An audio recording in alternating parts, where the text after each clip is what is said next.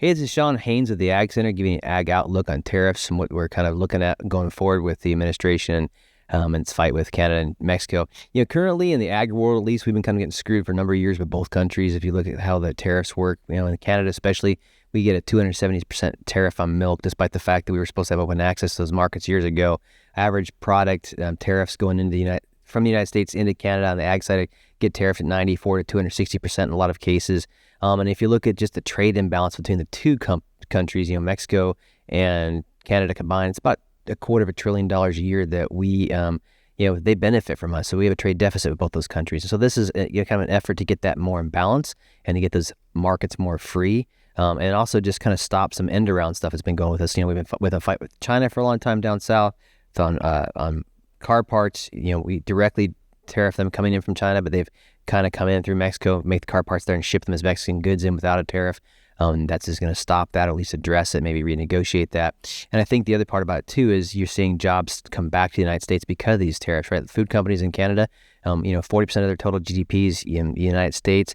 In some cases, these countries, these foods companies are 80% of the revenue coming from the United States, and they're going to move their product here, the production here. That's going to create jobs here, higher paying jobs, because they'd rather pay a tariff on 20% of their sales versus 80% of their sales. And you're seeing the same thing with Ford recently talking about moving their plants back here, given the fact that they know these tariffs are coming for them on that product they're bringing in from China and elsewhere and having them put together in Mexico and shipped across. So I think it's some short-term pain to get some long-term benefits to get good paying jobs in the United States, get this trade imbalance back in line with where it should be, which is taxable income for ourselves. And I think the other piece too is tariffs are going to have some cost overruns for a little while and make things more expensive, but that's also going to decrease demands for consumer goods, which what we really need is a big reset to kind of get things back in line again on the inflation and the interest rate side. If you want to hear more about that and just kind of my thoughts on how that's going to work, just give me a look here on the agcenter.com. Thanks.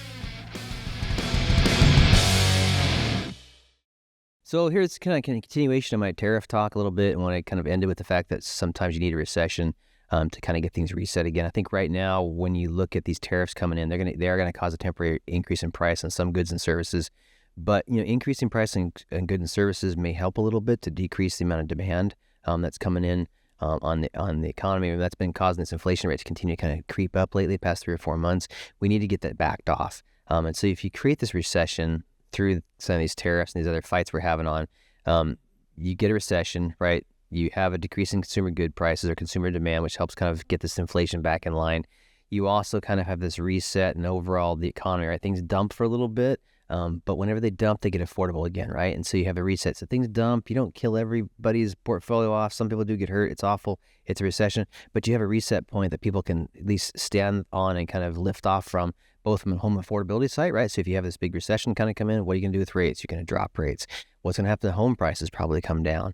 What's going to happen to general overall prices? Probably come down. And if you have these manufacturing jobs coming in from the tariff side, right, and saying, hey, we've got new jobs, they're higher paying, and the overall run of things, it takes a while for those to catch up. Eventually, you kind of reset things lower. You have jobs coming that are higher paying, and then you lift from that. And if you look at the history and the economy of the United States and the world in general, you've got this boom-bust cycle. That's just typically how things run. And so every time there's this great recession or a recession, you reset things, people get back to the point where they can afford again. There's opportunity.